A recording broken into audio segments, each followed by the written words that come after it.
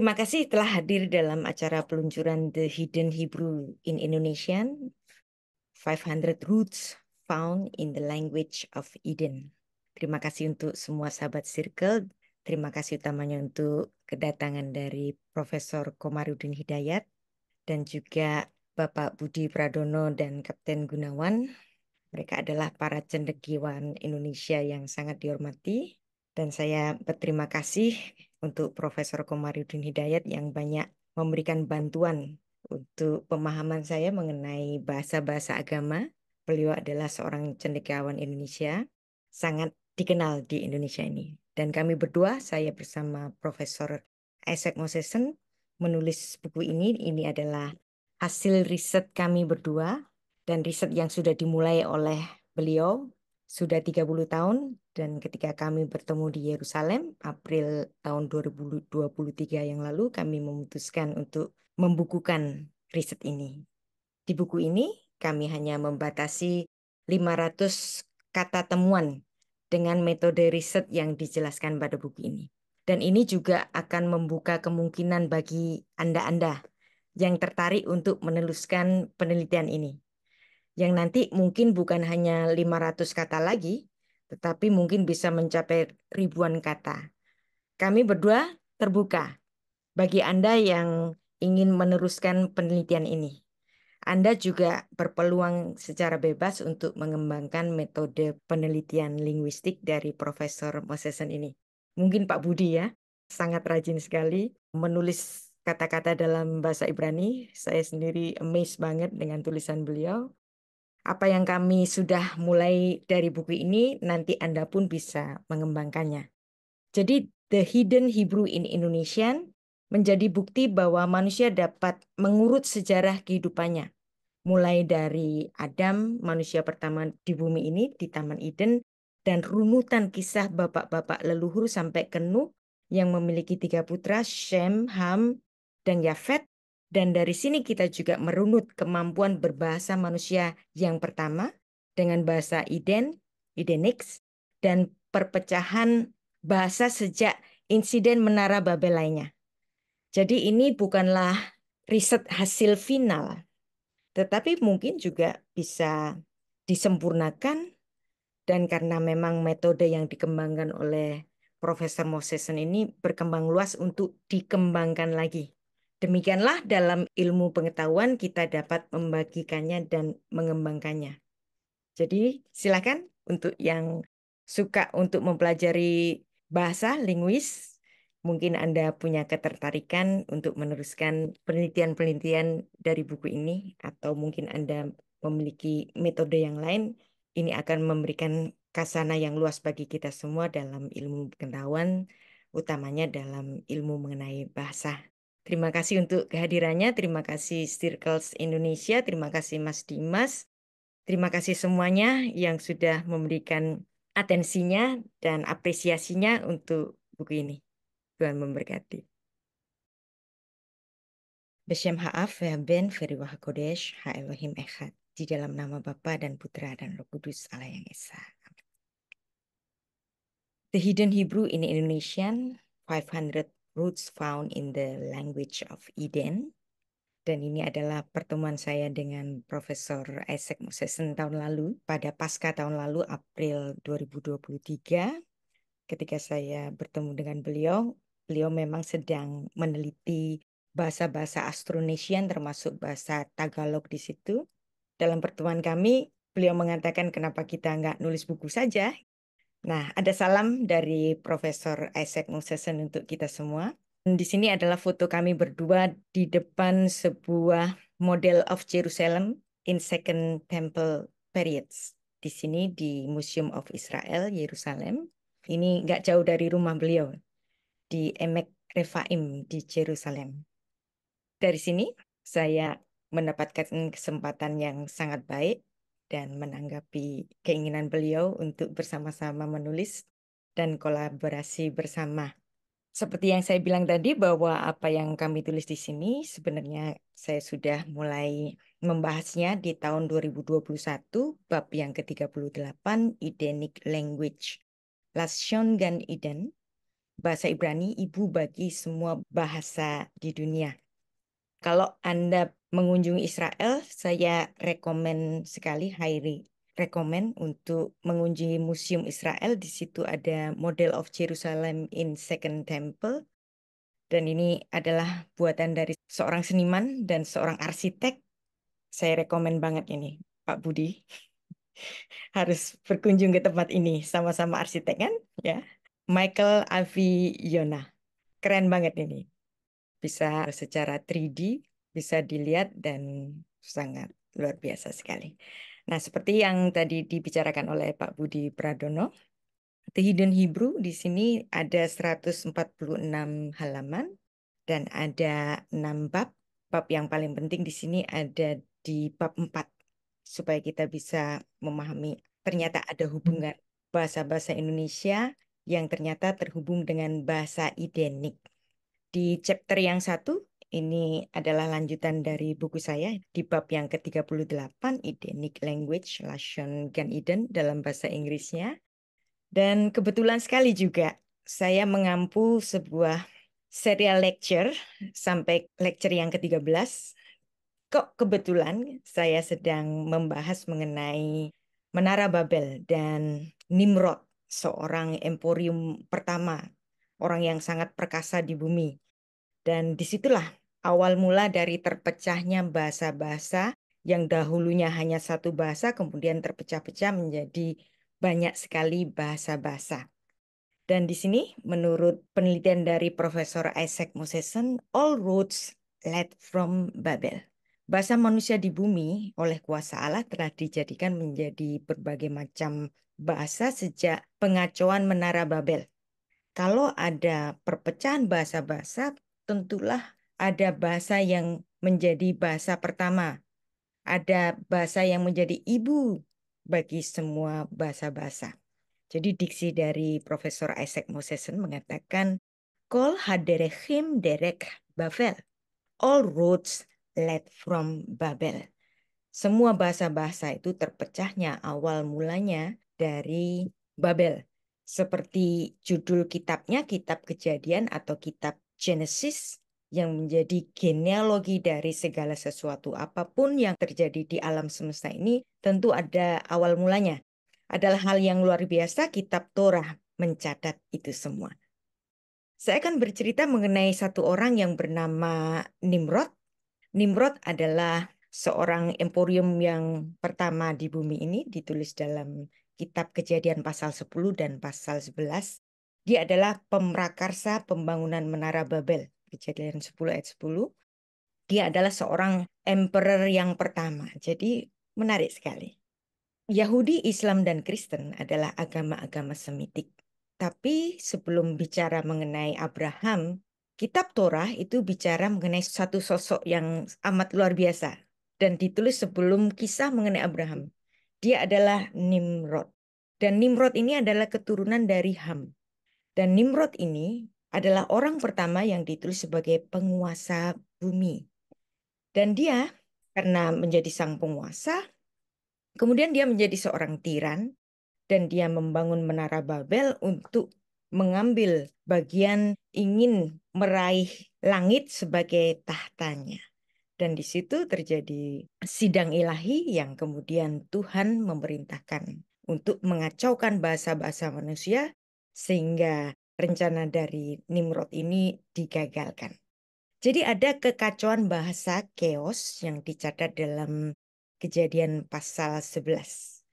Dan ini menjadi riset kami berdua dan apa yang diteliti oleh Profesor Isaac Mosesen. Dia adalah seorang linguis yang sudah berkecimpung dalam meneliti bahasa identik ini selama 30 tahun.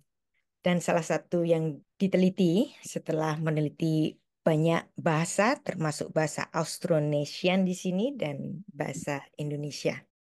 Nah, Kejadian 11 ayat 1, Kitab Torah mengatakan adapun seluruh bumi, satu bahasanya, satu logatnya. Fayehi kol haaret safa echad udevarim achadim. Nah, tempat kejadian perkaranya itu di Shinar. Shinar sinonim dengan istilah Sumeria. Shinar itu kependekan dari Shenayim Nahar, dua sungai, atau Mesopotamia. Mesopotamia bahasa Yunani, bahasa Ibraninya Shenayim Nahar yang disingkat menjadi Shinar. Maka berangkatlah mereka ke sebelah timur dan menjumpai tanah datar di tanah Shinar, lalu menetaplah mereka di sana. Jadi ini bahasan buku saya yang di Parashat Noah. Saya perlu menjelaskan ini ya supaya Anda bisa dapat membayangkan dari mana bahasa itu terpecah-pecah yang dulunya itu satu. Nah, melihat kepongahan dari seorang Nimrod ini kemudian di sorga, Kitab Torah mencatat ada sidang ilahi yang dicatat dalam Kejadian 11 ayat 5-9. Di situ ada campur tangan Allah dalam pembangunan Babel yang mengakibatkan kekacauan bahasa. Yang dahulunya orang itu berbahasa satu, kemudian ketika bahasa itu dikacaukan, maka menara Babel itu tidak selesai dibangun karena kekacauan bahasa. Kejadian 11 ayat 5. Lalu turunlah Tuhan untuk melihat kota dan menara yang didirikan oleh anak-anak manusia itu. Dan ia berfirman, mereka ini satu bangsa dengan satu bahasa untuk semuanya. Dan barulah permulaan usaha mereka. Mulai sekarang, apapun yang mereka rencanakan, tidak ada yang tidak akan dapat terlaksana. Vayamor Adonai hen am echad v'safa achad. Mereka satu bangsa dengan satu bahasanya. Dan kemudian Allah berfirman, mari kita mengacaukan bahasa mereka. Jadi sebuah tirani itu hanya akan dapat dikacaukan dengan bahasa yang sudah terpecah-pecah. Nah, ini menarik. Bukan hanya dari apa yang ditulis dalam kitab tradisinya orang Yahudi, misalnya kitab Kuzari yang menjadi pegangan orang-orang Yahudi. Di sini ada juga seorang sejarawan Islam pada abad ke-13 yang bernama Abu Al-Fida yang mengatakan bahwa Eber adalah bapak leluhur dari Abraham. Dari nama Eber ini nanti muncul istilah Ibrani. Eber ini orang yang tidak mau ikut untuk berkoalisi untuk membangun Menara Babel. Maka ketika Menara Babel ini dikacaukan bahasanya, Tuhan memberikan privilege pada satu orang yang tidak mau ikut koalisi besar di situ. Sehingga Eber ini menurut tulisan dari Abu Al-Fida menuliskan bahwa Eber diberikan privilege untuk menggunakan bahasanya yang semula. Sedangkan yang lain bahasanya menjadi terpecah-pecah menjadi bahasa yang berbeda-beda sehingga rencana besar dari Nimrod ini tidak dapat terlaksana. Nah, ini ditulis dalam buku yang ditulis Abu Al-Fida dalam buku yang berjudul The Concise History of Humanity yang sudah diterjemahkan dalam bahasa Inggris. Yang bahasa Arabnya itu Tarihu Al-Muktasar fi Akbari Al-Basar. Kita harus berterima kasih kepada teknologi. Tulisan dari Abu Al-Fida abad ke-13 ini sudah diterjemahkan dan kita dapat membacanya. Buku ini sangat kuno, kita dapat membacanya secara online. Saya jelaskan juga di laman Sarapan Pagi Biblika, jadi Anda nanti bisa membaca di laman yang saya tulis di situ. Tulisan dari Abu Al-Fida yang sudah diterjemahkan dalam bahasa Inggris. Inisiator dari terciptanya bahasa-bahasa yang berbeda-beda itu Tuhan sendiri. Karena Tuhanlah yang mengacaukan bahasa-bahasa itu menjadi berbagai macam bahasa. Jadi inilah bagian dari bangsa-bangsa di dunia dengan bahasa mereka masing-masing. Bahwa setelah bencana air bah pada zaman Nuh, Nuh memiliki 3 putra yaitu Ham, Sem, dan Yafet. Sem ini yang melahirkan bangsa-bangsa Semitik, bahasa-bahasa Semitik, menarik di sini ya. Anda tadi sudah tahu bahwa Nimrod itu adalah keturunan dari Ham. Kemudian di sini ada Sem, kemudian ada Yafet. Kalau kita membaca kitab Torah, tampaknya Tuhan hanya lebih mementingkan bahasa Ibrani, ternyata tidak. Ternyata kitab Torah juga bercerita tentang bangsa-bangsa yang dilahirkan oleh bangsa Ham, Sem, dan Yafet. Semuanya ditulis. salah satu putra dari Nuh ini namanya Shem yang kemudian melahirkan Eber, Eber yang nggak mau berkoalisi dengan Nimrod tadi, yang tetap menggunakan bahasanya sendiri. Eber ini memiliki dua putra, yang satu Yoktan, yang satu Pelek. Nah, menurut penelitian para ahli, Yoktan ini melahirkan bangsa-bangsa Arab, Yoktan. Dan kemudian keturunan Yoktan berafiliasi dengan keturunan Abraham yang bernama Ishmael. Dan di situ ada bangsa-bangsa Arab. Menarik kan? Dari Pelek muncul Abraham. Abraham memiliki istri Sarah, Hagar, Keturah. Dan di sini dari istri yang bernama Hagar dan Keturah itu nanti bisa berkawin campur dengan keturunan Yoktan dan melahirkan bangsa Arab. Dan kemudian dari keturunan Ishak, Yakub, maka muncul bangsa Israel. Jadi kita lihat di sini bahwa betul-betul bangsa Semitik itu mencakup orang-orang Israel dan orang-orang Arab, sehingga bahasa Ibrani, bahasa Arab, bahasa Aram adalah sister language, bahasa yang serumpun. Bahasa Indonesia itu banyak sekali menyerap bahasa-bahasa Arab karena perkembangan penyebaran agama Islam di Indonesia. Jadi kalau Anda belajar bahasa Ibrani, Anda akan banyak mendapati istilah-istilah dalam bahasa Indonesia yang diserap dari Arab yang sangat mirip dengan bahasa Ibrani. Jadi inilah sister language, Semitic language, yaitu Hebrew, Aramaik, dan Arab. Ketiganya adalah bahasa Semitik, memiliki akar yang sama. Dan saya banyak sekali membahas kemiripan antara bahasa Indonesia, bahasa Ibrani, dan bahasa Arab. Salah satunya misalnya di sini ada bahasan ilmu dan amal di sini. Dan ada wordplay di situ yang saya bisa jelaskan di salah satu lecture. Nanti Anda bisa melihat di channel YouTube saya. Judulnya Beramal dengan Ilmu. Amal, ilmu, ilum. Dan ini adalah kata-kata yang bisa kita jadikan wordplay karena memang berhubungan. Dan di situs Salapan Pagi Biblika, banyak sekali studi-studi kata mengenai bahasa-bahasa Torah yang ada banyak kesamaannya dengan bahasa Arab. Menurut kitab tradisi Yahudi dalam Kuzari 2 ayat 68, mereka juga memahami persis seperti apa yang ditulis oleh Abu Al-Fida, seorang sejarawan Islam pada abad ke-13, yang mengatakan bahwa memang bahasa Ibrani berasal dari Eber. Dari kata Eber muncul Ibrani. Dan Anda tahu tadi Eber bersaudara dengan Yoktan yang melahirkan bangsa-bangsa Arab.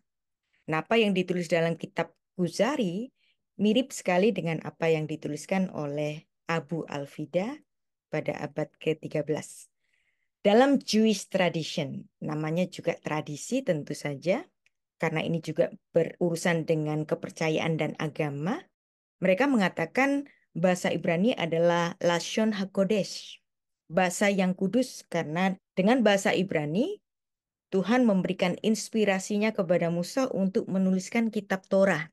Dan bahasa Ibrani adalah bahasa kaum Semit, bahasa Ibrani adalah bahasanya orang Israel, dan menurut penelitian dari Profesor Isaac Mosesen, bahwa bahasa Ibrani ini yang nanti akan menjadi ibu bagi semua bahasa di dunia. Nanti Anda juga bisa membaca dalam kitab tradisinya orang Yahudi dalam Bereshit Rabbah, pasal 18 ayat 4, yang dia menganggap bahwa bahasa Ibrani itu sebagai Lashon HaKodesh, bahasa yang kudus untuk menulis kitab suci.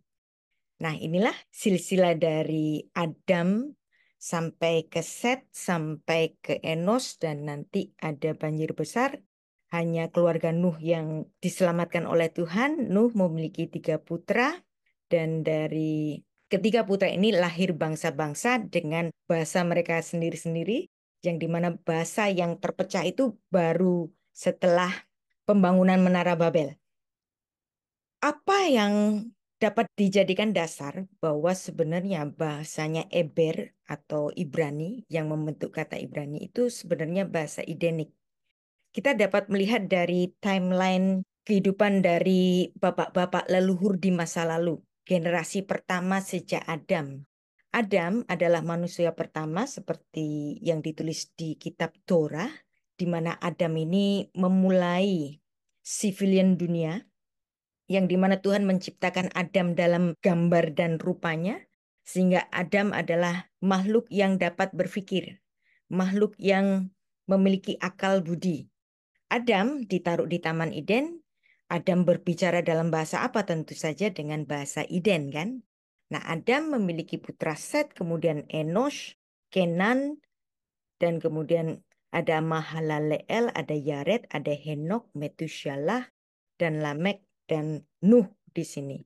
Nuh sebagai keturunan yang ke-10.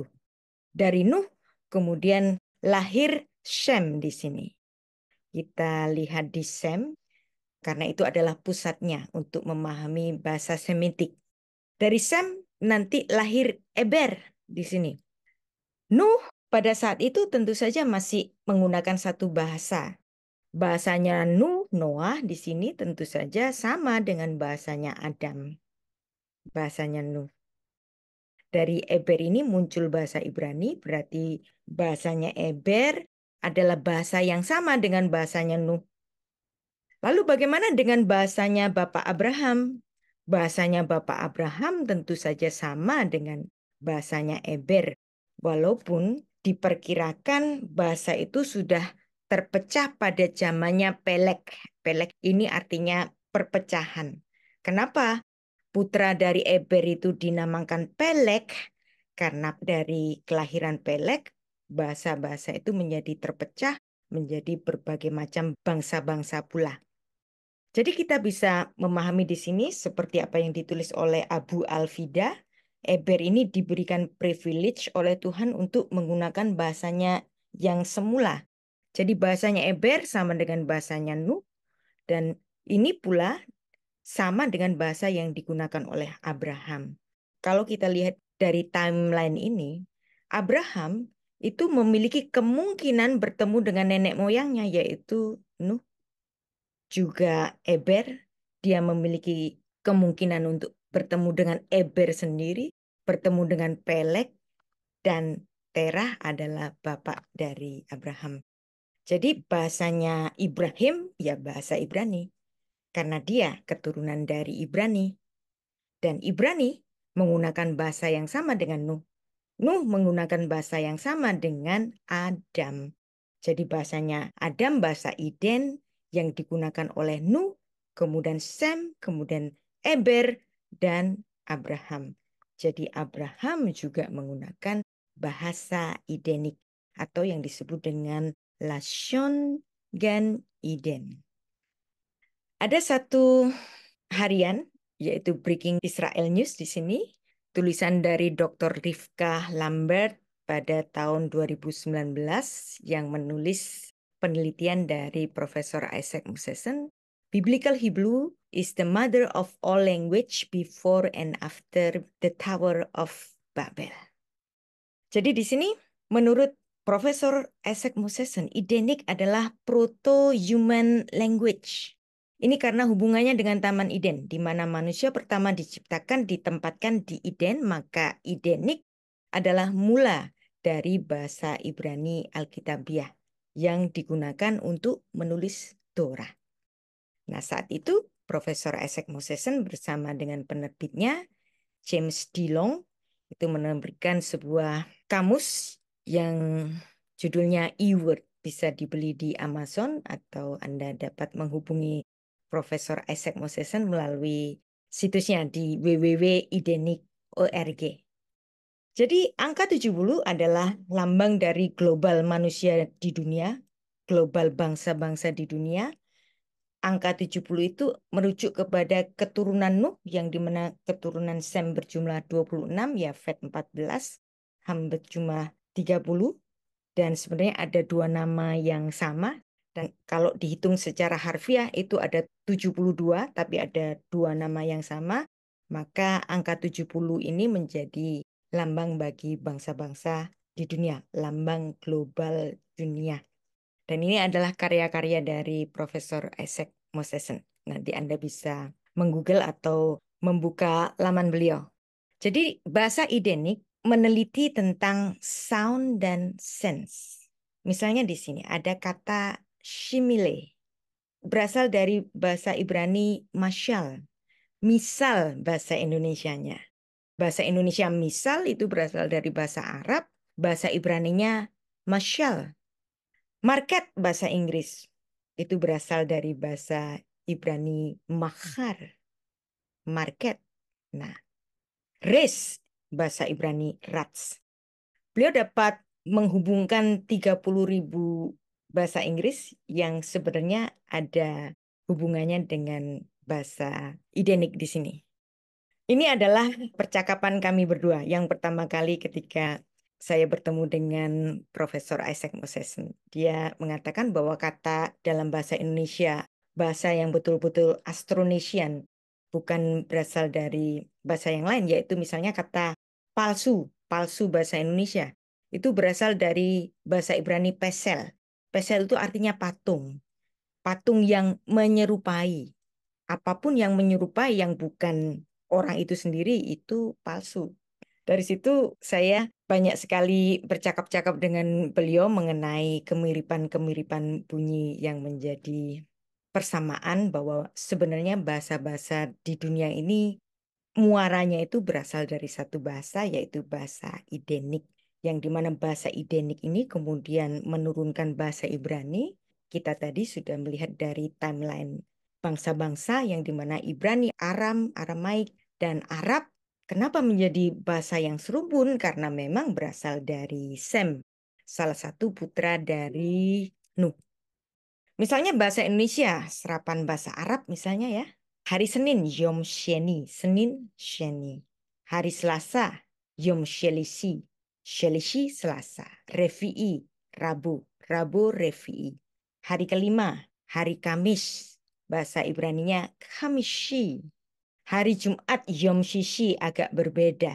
Tapi kita tahu Jumuah itu berasal dari kata jemaat, ya teman Muslim itu berkumpul pada Jumat siang. Tapi orang Yahudi berkumpul pada Jumat petang. Untuk apa? Untuk mempersiapkan Sabat. Sabat, Sabtu. Jadi ada banyak sekali kesamaan-kesamaan antara bahasa Indonesia yang merupakan serapan dari bahasa Arab. Kalau Anda belajar bahasa Ibrani, akan ada banyak kesamaan-kesamaan ini. Dan di sini ada introduction untuk Idenik pada chapter yang kedua, bagaimana Profesor Isaac Mosesen ini meneliti bahasa-bahasa dunia itu. Nah, makanya buku ini dicetak dengan berwarna supaya kita dapat membayangkan dari mana Profesor Isaac Mosesen ini meneliti kesamaan bahasa yang satu dengan bahasa yang lain yang bermuara dari Idenik. Kalau yang berwarna abu-abu di sini itu voiceless. Yang voiceless misalnya alef, ayin itu voiceless. Kemudian aksara-aksara yang nasal, misalnya M, N di situ. Dan ada frikatif yang soft, itu misalnya C, S, Z. Kemudian ada bilabial yang merujuk kepada bibir kita yang mengatup atau membuka bilabial. B, F, P, V, W. Kemudian ada aksara dental, ada D, T, T. Ada liquid yang melibatkan ludah kita, misalnya di sini ada L, R, lidah kita. Kemudian ada aksara guttural, C, G, K, Q di sini ya. Nanti Anda bisa pelajari pelan-pelan di buku ini. Dan ada transliterasi misalnya alef. Kalau Anda belajar bahasa Arab kan mirip-mirip kan alif, bet, ba gitu kan. Nah, jadi di sini ada warna-warna. Jadi bet itu yang diwakili dengan warna merah, gimel diwakili dengan warna coklat di sini, dalet ya dental, deh, he dan seterusnya. Lamet di sini ada liquid. Sebenarnya ada banyak kesamaan, sangat mirip sekali antara Aramaik, Hebrew dan Arab di sini. Dan dalam bahasa Ibrani ada 22 huruf, alef, bet, gimel dan sebenarnya bahasa Ibrani awalnya itu ditulis dalam bentuk Paleo-Hebrew yang piktogram, yang bisa dilihat. Jadi bunyi-bunyi yang ada dalam aksara-aksara Ibrani itu bisa dilihat. Sehingga ada bahasan juga dalam buku ini yaitu see the sound. Bagaimana kita dapat see the sound? Yaitu dengan melihat aksara-aksara Ibrani Paleo yang dimana di sini bunyi-bunyi itu sebenarnya bisa dilihat. Bagaimana bunyi-bunyi itu bisa dilihat dan bagaimana orang Ibrani itu memandang bahwa kitab Torah itu tidak hanya berpikir secara kata-kata dan kalimat-kalimat, tetapi juga memandang gugusan-gugusan huruf. Misalnya di sini, ayat pertama dalam kitab Kejadian pasal 1 ayat 1, yang kalau kita baca dalam bahasa Indonesia maupun bahasa Inggris itu sederhana sekali. Pada mulanya Allah menciptakan langit dan bumi. Atau bahasa Inggris, in the beginning God created the heaven and the earth. Diksi yang paling kuat dari Profesor Komarudin Hidayat adalah terjemahan itu tafsir. Tafsir terpendek. Apa yang disajikan oleh LAITB di sini maupun King James maupun NIV, you name it, semuanya itu adalah tafsir. Semua terjemahan adalah tafsir. Ketika Torah itu diterjemahkan, itu sebenarnya sudah bukan Torah lagi, tetapi terjemahan Torah. Dan kalau Torah itu sudah diterjemahkan, kita terikat pada tafsir dari si penerjemah. Dan kita betul-betul terikat pada terjemahan LAITB ini dan juga King James. Kita hanya mendapatkan satu makna. Pada mulanya Allah menciptakan langit dan bumi. That's it. Bahasa Inggrisnya juga, in the beginning God created heaven and earth. That's it. Satu makna saja. Tetapi kalau kita membacanya dalam bahasa Ibrani, yang orang Yahudi itu melihat bahwa Torah itu memiliki 70 wajah. Sifim, panim, leturah. Bahwa satu ayat itu bisa dibaca dengan berbagai sisi dan bisa ditafsirkan dengan bermacam-macam sehingga Torah itu memiliki 70 wajah. Torah memiliki 70 wajah, Shif'im Panim Torah, dan ini merujuk kepada keragaman tafsir Alkitab termasuk penerjemahannya. Dan kalau kita hanya terikat pada terjemahan, kita hanya terikat pada penafsiran dari si penerjemah. Di sini, kalau saya membaca dalam bahasa aslinya, saya bisa membacanya dengan terjemahan yang lain atau penafsiran yang lain. Bahwa kata Shamayim, ini saya bisa membacanya dengan Esh Femayim. Bereshit bara Elohim, pada mulanya Allah menciptakan Ha'esh Femayim. Dan Tuhan menciptakan api dan air. Wow. Maka kalau Anda membaca dalam Kejadian 1 ayat 2, Anda akan mendapatkan dan roh Allah melayang-layang di atas permukaan air. Masalahnya, kapan Tuhan menciptakan air? Nggak ada kan? Kalau dalam bahasa Indonesia dan bahasa Inggris nggak ada. Tetapi kalau kita membaca dalam bahasa asli Ibrani, kita akan tahu bahwa Tuhan menciptakan api dan air itu pada Kejadian 1 ayat 1. Karena kata Shamayim bisa dibaca sebagai Esh Femayim. Dan Anda tahu, di pusat bumi, poros bumi ada api. Sehingga pada zamannya Nuh itu ada gempa bumi, lempengan bumi saling bertabrakan, membentuk gunung-gunung, dan api yang ada di poros bumi itu bisa keluar melalui gunung-gunung itu. Dari sini kalau kita membaca dalam bahasa Ibrani, kita bisa melihat bahwa Tuhan menciptakan api dan air. Yang kalau kita hanya membaca dalam bahasa Indonesianya, kita hanya membaca dari satu makna saja sesuai penafsiran dari si penerjemah. Dan menarik juga, di ayat yang sama, Kejadian 1 ayat 1, kita dapat melihat kapan Tuhan menciptakan bahasa, kapan Tuhan menciptakan aksara, kapan Tuhan menciptakan angka-angka. Kalau kita tanya ke orang Yahudi, mereka akan dapat menjawabnya bahwa Tuhan menciptakan bahasa sebelum manusia itu diciptakan justru. Wow, ini menarik kan? Jadi saya bisa membacanya begini. Bereshit bara Elohim. Alef Taf, Ed, Alef Taf. Ed di sini adalah Alef dan Taf. Alef adalah huruf pertama aksara Ibrani. Taf adalah huruf terakhir aksara Ibrani. Jadi orang Yahudi akan membacanya begini. Pada mulanya Allah menciptakan Alef Taf. Allah menciptakan bahasa, huruf, dan angka. Di mana Allah menciptakan bahasa, huruf, dan angka Alef Taf? Di Kejadian 1 ayat 1. Maka ketika Tuhan menciptakan manusia dalam gambar dan rupanya, Adam tiba-tiba bisa berbicara dalam suatu bahasa, yaitu bahasa di Eden. Dan dari situ dia dapat menamai semua binatang-binatang yang didatangkan kepadanya oleh Tuhan. Dan bahkan Adam pun memberi nama istrinya Hawa. Karena Hawa ini yang akan menjadi ibu dari semua yang hidup di bumi. Nah, dari mana ada kemampuan Adam berbicara? Karena bahasanya telah diciptakan lebih dahulu. Nah, ini saya bahas dalam serial Torah 1-9 yang hanya membahas Kejadian 1 ayat 1. Dalam filsafat Ibrani ada juga gematria, yaitu ilmu angka. Ilmu angka ini di kemudian hari ada nama besar yaitu Pitagoras.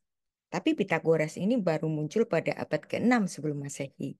Sedangkan ilmu gematria dari bahasa Ibrani ini tentu saja sudah hadir lebih dahulu. Saya juga membuka seller lecture yang berjudul Gematria untuk Anda dapat memahami filsafat Ibrani mengenai ilmu angka dan nilai-nilai. Jadi di sini menurut pemahaman orang Ibrani, ya, ini menurut pemahaman orang Ibrani, Anda boleh nggak setuju, tapi inilah yang mereka pahami, bahwa aksara Ibrani Alef Bet itu memulai sistem alfabet dunia. Kenapa ada alfabet? Ini kan dari bahasa Yunani kan? Alfabet sebenarnya berasal dari alefbet. Yang mana alefbet ini sudah ada dan sudah dikenal oleh Adam sejak di Eden. Dan bentuk alfabet proto-Semit atau proto-Sinaistik itu bisa ditemukan dan Anda dapat mempelajarinya lebih lanjut.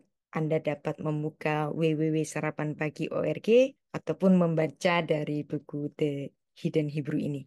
Jadi ini adalah aksara Ibrani alefbet pun adalah memulai dari sistem alfabet dunia. Makanya dalam bahasa Arab pun ada alif, ba, ta. Nah, ini berasal juga dari alefbet karena memang satu rumpun.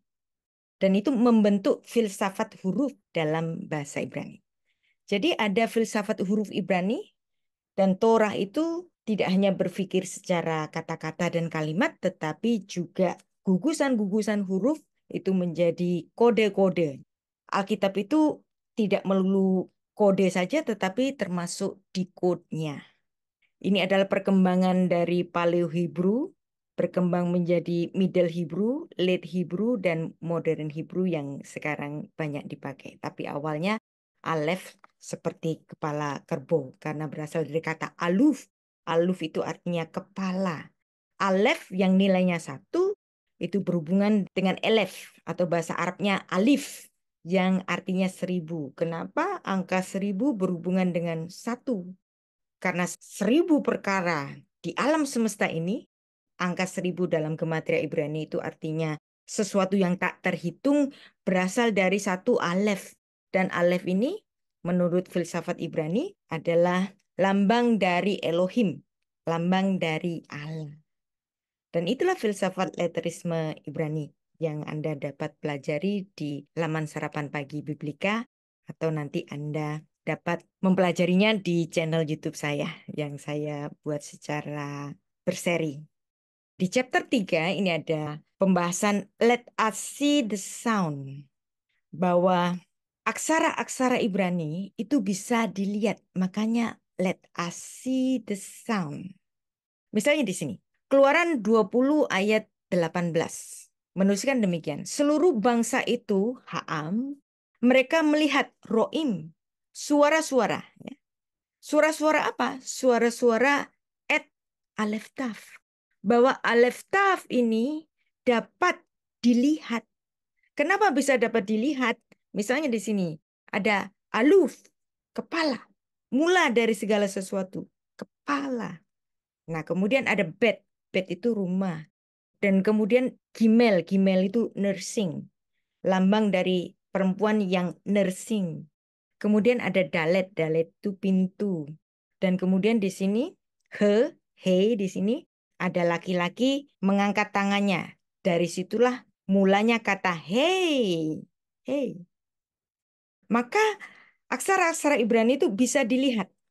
Maka disebut let us see the sound seperti yang ditulis dalam Keluaran 20 ayat 18. Yang diterjemahkan oleh LAI seluruh bangsa itu mereka melihat suara-suara. Jadi suaranya itu bisa dilihat. Dan juga di sini terjemahan dari orang Yahudi berbahasa Inggris itu and all the people ha'am saw ro'im the voices. Jadi suara-suara dalam bahasa Ibrani itu bisa dilihat. Kenapa? Karena aksara Ibrani itu adalah aksara-aksara yang bisa dilihat. Seperti huruf he, gitu kan? Dan alef yang berhubungan dengan Elohim yang menjadi mula dari segala sesuatu. Jadi dari sini, menurut pembacaan Torah, Kejadian 1 ayat 1 kita dapat melihat bahwa bahasa diciptakan oleh Tuhan sendiri. Bahkan sebelum manusia itu diciptakan. Ini bisa kita bandingkan dengan penemuan-penemuan ilmu di dunia ini. Semua teknologi di dunia ini berawal dari adanya kode. Misalnya, bagaimana komputer itu ditemukan. Mesin prosesor itu ditemukan oleh seorang yang bernama Alan Turing. Dia adalah seorang ahli matematika yang kemudian dia mencoba untuk mengurai pesan-pesan dari Enigma Machine dan kemudian dia membuat mesin prosesor untuk dapat mendekode pesan-pesan dari Enigma Machine dan dia menciptakan itu. Sehingga apapun yang tercipta di dunia ini awalnya itu berasal dari sebuah rumus. Demikian juga bom atom misalnya. Anda tahu bom atom itu ditemukan oleh para ahli fisika kuantum. Ada Oppenheimer, ada Isidor Isaac Rabi, dan semua timnya awalnya itu berasal dari kode-kode yang kemudian didekode dan kemudian menjadi teknologi yang baru. Jadi idenik di sini diteliti dari sound dan sense. Dan filsafat huruf Ibrani itu ada gematria, notarikon, dan temurah. Dan seperti apa yang ditulis oleh Profesor Komarudin Hidayat, memahami bahasa agama menurut saya adalah diksi yang terkuat. Terjemahan adalah tafsir, tafsir terpendek. Maka kalau misalnya Anda menjelaskan Alkitab dari bahasa yang sudah diterjemahkan, maka Anda menafsirkan sebuah tafsir.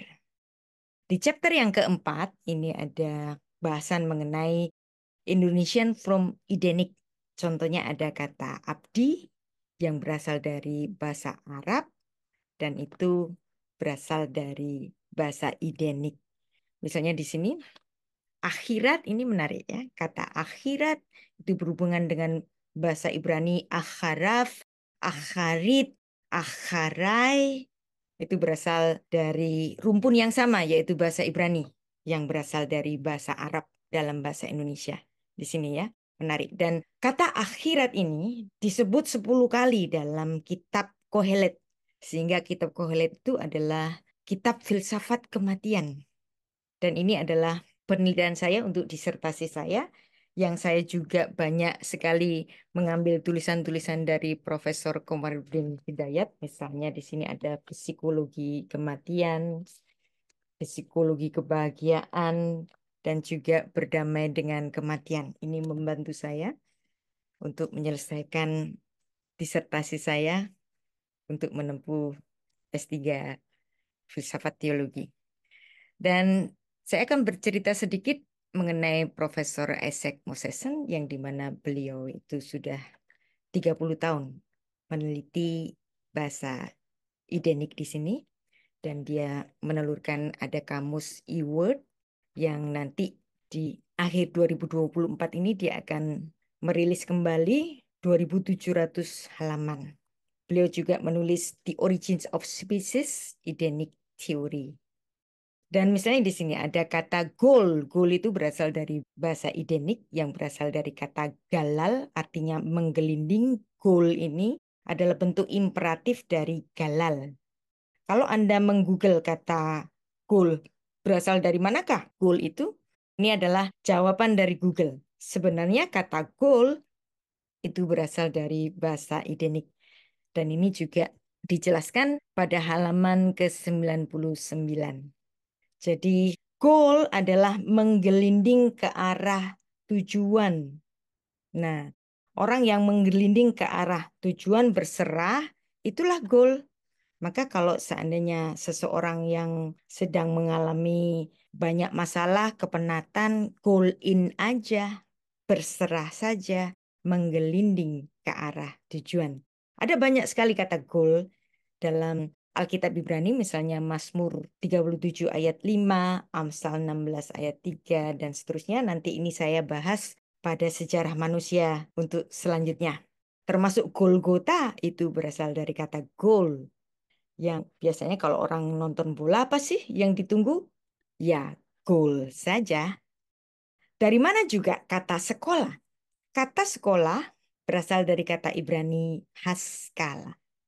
Dan kata haskala ini berasal dari root syakal dan kemudian membentuk kata skill. Jadi kata haskala hanya di sini ini adalah definite artikel, kemudian ada syakala, muncul kata sekolah, dan dari kata syakala di sini muncul kata Ibrani skuli dan sekolah. Muncul kata dalam bahasa Inggris school, muncul juga kata skill. Kenapa orang itu skillful banget? Karena orang itu sekolah. Dari kata syakal di sini muncul kata maskil. Nah, dari maskil ini muncul kata skill tadi. Mazmur 42 ayat 1. Jadi ada banyak sekali hubungan-hubungan kata-kata yang kayaknya tidak ada hubungannya, ternyata ada hubungannya, termasuk kata school, skill, sekolah yang berasal dari kata Ibrani syakal. Akar katanya syakal, maskil, berhasil. Termasuk di sini yaskil. Kemudian ada kata lehaskil, hasil. Nah, kenapa orang itu berhasil? Karena dia menggunakan maskil, kemampuan berpikirnya. Jadi ada kata haskala membentuk kata sekolah. Pada penutupan buku ini ada bahasan bahwa ketika Anda belajar bahasa, Anda akan menemukan keindahan bahasa suci Alkitabiah. Bahasa suci ini punya sister language, yaitu apa? Yaitu ada bahasa Aram, bahasa Arab, dan kemudian bahasa Ibrani yang berasal dari satu rumpun.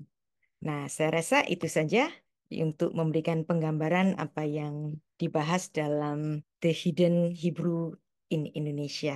Saya kembalikan kepada Mas Dimas. Silakan, Mas Dimas.